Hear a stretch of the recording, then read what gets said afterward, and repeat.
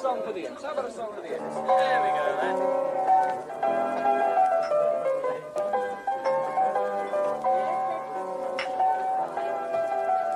Come on, let's get some of the lads together. Let's have a good idea. Okay, yeah, all right. Come on, fellas. Get around the piano. Let's have a good go. Come on, then. Are you ready? Come on, you lot. Go on, then. Oh, 'tis our delight for the red and white. The Imps are here to stay. Oh, 'tis our delight for the red and white. The Imps are here to stay.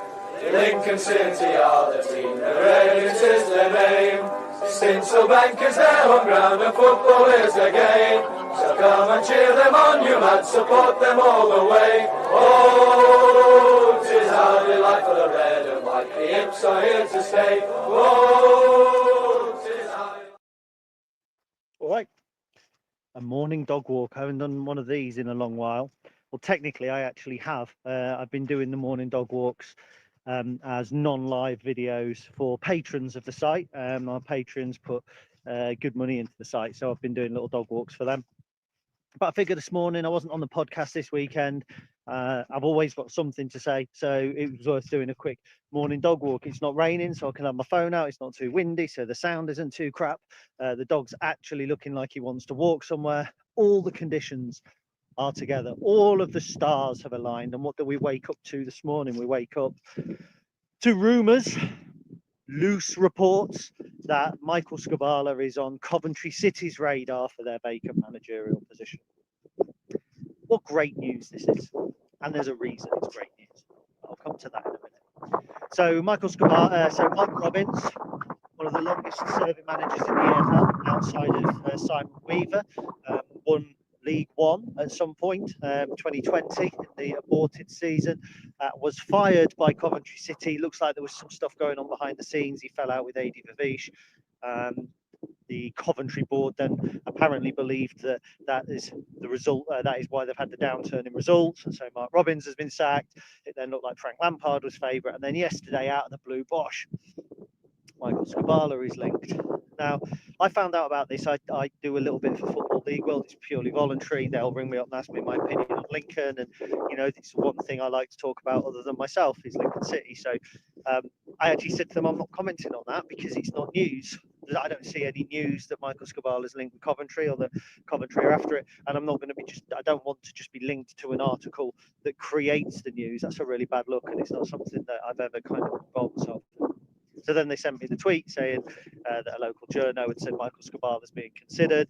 I put out the rather fanciful tweet that at one point I considered asking out Keira Knightley when I was single. You know, it doesn't mean that you're going to get anywhere, but it has it's gathered pace today. And it's only gathered pace because all of the sites that basically take news, rehash it and offer their opinion have got hold of it. And all of a sudden, Coventry being interested in Michael Skubala is a thing.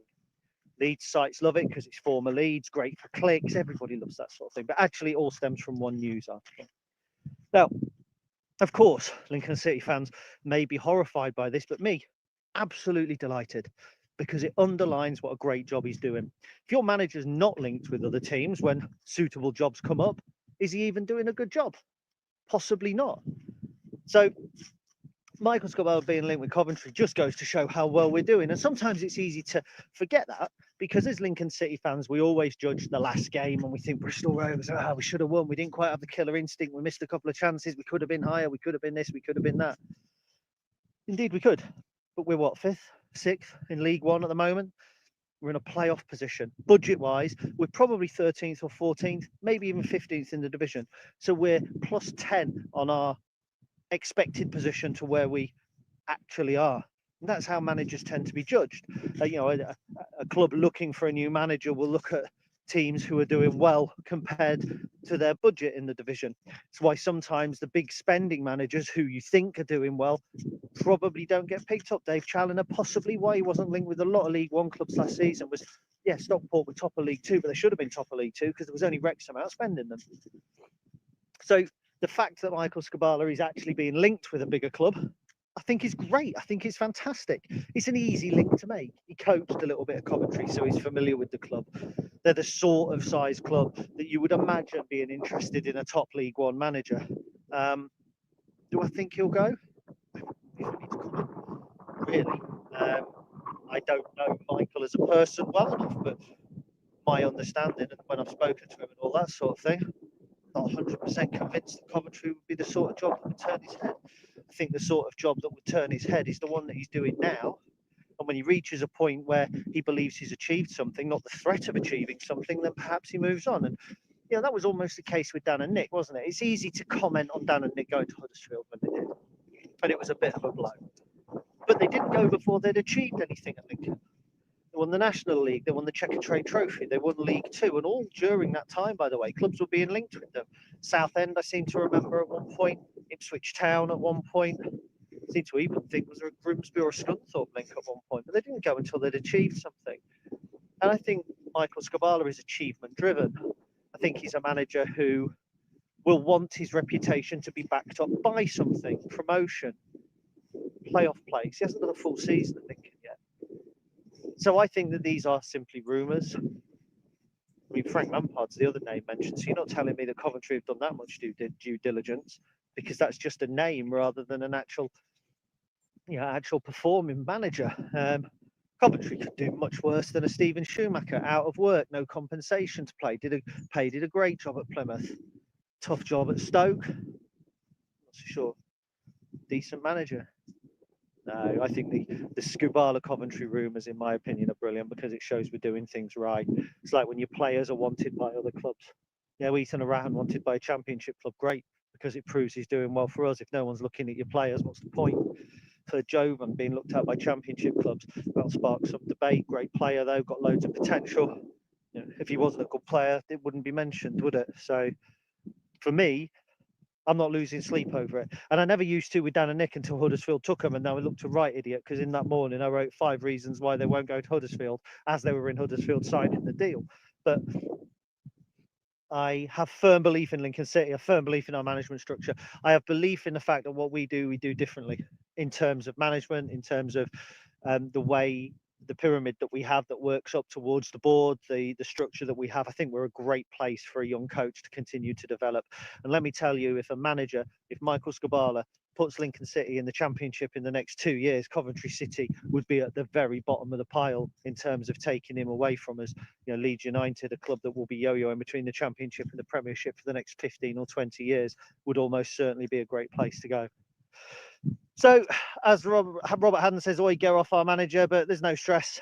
There really isn't. I don't for one second think that Michael Skubala will be the Coventry City manager anytime soon. I think he's committed to us, and I just think it's great that we keep getting mentioned, because it means people are talking about us. Notice Matt Bloomfield, Wickham, top of the table. There's no mention. I think actually he might have been mentioned, having said that. But he's another one that you would think perhaps in terms of spends is slightly outdoing himself. He'll be mentioned. Other than that, where are the others? Where's your Chris Davis being mentioned, or where's your Phil Parkinson being mentioned? They're not, because they've got the money. So it's a bonus, a boost. It's big. Now, what would also be big, believe it or not, would be us beating Manchester City under 21s this evening. And it would be big because it would allow us to progress to the next stage of the competition. Now, this competition's really good for players getting minutes, unless you've got a slightly threadbare squad as we have with 3 centre halves out. Obviously, MJ Kamara can't play. We know Tom Hamer can't play. Adam Jackson can't play. As Chris Kenneally says, he doesn't want to see Monsma wrists tonight. So maybe a back 4, or Derique was a back 3, but then you're risking Derique. Saxon Early can't play. He's suspended. So it has kind of come at the wrong time. And that's annoying, isn't it? Considering it was suspended from a couple of weeks ago when we were in a much better position and had a deeper squad, at the behest of Manchester City, just as a Manchester United under-21 game we played a couple of seasons ago was rearranged at the behest of Manchester United, and we picked up an injury to Dan and Lunderloo that game. I think it was the game where Anthony Scully got a hat-trick.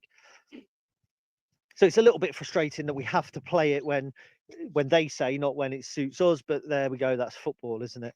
4 at the back tonight, very possibly. These are going to be the best young players in the world. There isn't any doubt about that. These 18, 19, 20-year-olds are going to be hoping to go on and play football elsewhere. And the Manchester City that we played in 2020 have since provided players for the likes of Parma and Verona, and I think there's one at Dortmund, there's one on loan at Norwich.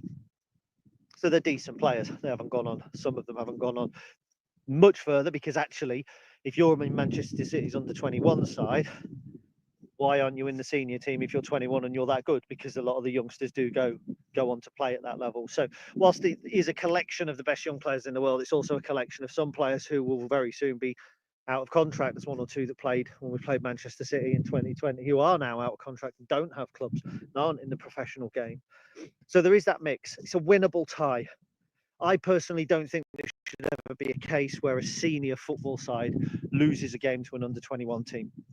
I genuinely don't, because whilst an under 21 player, a youth player, can be technically very good, they can produce moments of magic, they've probably got lots of pace and lots of energy, there are a few things they don't have. And you only have to refer to our semi-final back in 2018 against Chelsea.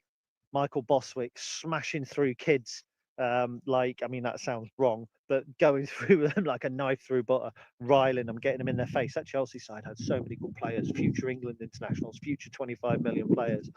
Bozzy didn't care. And that's a difference between kids football and men's football. You'll always hear stories about how kids step up to men's football and don't look out of place. Yeah, of course, but very rarely a team full of 11. There could always be a handful that step up. You'll know Sunday League players who have gone from an under 16s to play Sunday League and have rattled blokes, but it's only ever one. So for me, it's a winnable game. But there is an issue, of course, around team selection, because we don't really want to risk Lewis. I don't think. We've got the trip down to Exeter on Saturday, which we'd much rather take 3 points from than tonight. So then, is it Pordy and Sean Rowan? Do you play Derico at right wing back, right centre back? Eric Ring at right wing back. Not trying to not stumble over my words. Don't risk Rico. Dylan Duffy potentially at left wing back. A nice way to get him some more minutes. Or Dom Jeffries with Duffy dropping in. Do we try something a bit different in terms of the holding midfield? Do we want to risk McGrandles? Want to risk any injury? You can't play Arahan, but if Arahan's on the cusp of coming back, maybe you do risk McGrandles, because Arahan could play on Saturday and then McGrandles could be rested. Ethan Hamilton, does he need more minutes? He's looked a little bit rusty. Jack Moylan almost certainly has to play at some point, because he's got to be there. He's the 12th man. When you're picking a team of 11 at the minute, Moylan is so close to 11. He's like 11.1, and fans think he should be playing. He's got a moment of magic in him. Then up top, Fred Bailey, I don't know. Rob Street possibly starts. How close is Tyler? So there are some interesting choices to be made for this evening's game. Even in goal, George Wickens, he's conceded a few lately, not made a huge number of saves. We've conceded some stunning goals, by the way. So I'm not blaming Wickens, certainly not for the Bristol Rovers one. I saw people criticising the Bristol Rovers goal. It's not Wickens' fault at all. But is it time to give Partington a run out? But then if you do give Partington a run out, and let's say Oshin starts or plays a role, or you bring on an Akora and we lose, then people are saying, well, we should be trying to win every cup game. So it's a real tough one. I think we will want to win this game. And it's silly. I don't think you ever go into a game and don't want to win it. But there are some games where, like Chesterfield in the first game, you think, well, league games either side of it, we want to get off to a good start. It's not as much of a priority. But this actually is for me, because it does give those players, those fringe players, an opportunity. JJ McKiernan, thought he did well against Chesham. He's probably a little bit further from the first team than he would have hoped, especially with Tom Bayliss' injury. He might have thought, well, that's my position to take. Jack Moylan hasn't been able to take it because Ethan Hamilton's been fit. Dom Jeffries has been playing there. But does the Jeffries, Hamilton and McGrandles or Harahan dynamic leave us a little bit short in terms of creativity? My mate Pete Summers certainly thinks so. Creativity comes from a Moylan, from a McKiernan. So McKiernan would almost certainly want to get on the field tonight and go, right, take it by the scruff of the neck, a goal or an assist, put himself in contention. It'd have to be a hell of a goal or a couple of them, wouldn't it, in order to put him ahead of Jack Moylan. But he almost certainly wants to come on 60 minutes for Moylan, should Moylan start against Exeter on Saturday. There's so many permutations, though. There's so much that we could do. And it's easy, really easy to focus on the players who are missing. It's really easy to look at the Hamers and the Jacksons and the Arahans and the Earleys and even the MJ Kamaras and the Tyler Walkers and worry about those. I wouldn't expect Monsma to play. I wouldn't expect Rico to play. These are players that probably we just need to manage a little bit better. Well, not better, because we manage them well, but we need to manage them through these sorts of games. It's a balancing act. It really is. So it'll be really interesting tonight. I'm a little bit gutted because I never normally go to the under 21 games. And it's kind of principle, Lincoln City seniors, for me, playing an under-21, it's like playing in a reserve game. Fundamentally, I don't have a problem with the competition. There's money in it for us. We can, as long as we can play, some of our young players, a lot of our players have been given debuts in this competition before. So I see the value in it. But as a spectacle, they're shit, aren't they? Do you know what I mean? You've got 1,500 people there. There's no chance going. There's no enthusiasm. It's like COVID. It's like watching games during COVID, just with a few more people watching. They're not for me. They're really not. Can't remember the last time I watched an under-21 game. But I was going to go tonight, with away games at Cheshire, okay, which I went to, but with an away game at Cheshire, the away game at Bristol Rovers, the away game at Exeter. We've only got one home game this month, away at Crawley in the FA Cup. I would have gone. But unfortunately, that little sack of shit, bless him, has decided that he's now anxious in the evening. Now, if it's a home game in the league, it's fine because I can drop him off at Dad's. Me and Dad can go to the game, no problem. But Dad doesn't want to go to the under-21 game either, as is his prerogative. And thus, I am now trapped at home because Fee's away as well. So I shall be watching it at home. The one beauty of that, of course, is that I can get my write-up done and dusted before the game's over. You do probably get a little bit of a... Sorry, Pete Summers has literally just rung me while I'm talking. From my write-up, I can get that done nice and early. I get a bit of a different perspective as well, I suppose. Plus, it's not a late night. So there we go. Michael Skubala linked with Coventry City. Good. Manchester City under-21s in the Cup. A challenge. That's basically it. Chris and I will be back on the podcast, I believe, this week. I haven't actually done the rota, so it might be me and Charlie, but it will certainly be a couple of us. That will be live, hopefully Wednesday evening on YouTube, and then available on all your normal podcast players. After that, I've got no questions come in at all. Chris Keneally does actually say he'd love to see Denny and Zane get minutes if we get a few goals. I genuinely think if we get a few goals tonight, it'll be a big thing because I think it'll be tight. I think it'll be a narrow. This isn't like you play Newcastle kids or you play Wolves kids. It's very different. I think when you play Arsenal or Manchester City or Manchester United or Liverpool, they're better kids. Probably those four, even Everton on a par with these. I think it's those four. So I think it's the toughest of the under-21 games that we could have got. But yeah, wouldn't it be great to give Danny Oliver his debut, to get Zane on the pitch, even maybe give Charlie Parks some minutes. Michael Skubala doesn't give minutes out for free. We know that. But if you're 4-0 up with 10 minutes left, why not? Because it gives our young players a taste of the level that they aspire to be even before senior football. This is the elite under-21. This is where you need to be. Get out there, show what you can do. And who knows, one might catch the eye. Many years ago when Scott Loach left Lincoln, nobody had heard of him. But obviously he had impressed in a couple of under-21 games and he had got cherry-picked. And you know what? If our academy produced a player like that we didn't even see move, that all of a sudden just popped up at Manchester City, Charlie Parks playing centre-half for them, it'd be worth a fortune for us. So, yeah, it'd be good for him to get minutes. Anyway, thank you all for watching on this Tuesday morning. You lose track of the days while I'm working from home.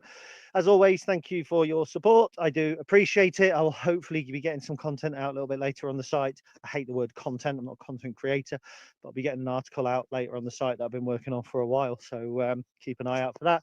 Otherwise, up the imps. Lincoln City are the team, the Reds is their name. Stinsel Bank is their home ground and football is their game. So come and cheer them on, you lads, support them all the way. Oh, 'tis our delight for the red and white, the imps are here to stay. Oh, 'tis our...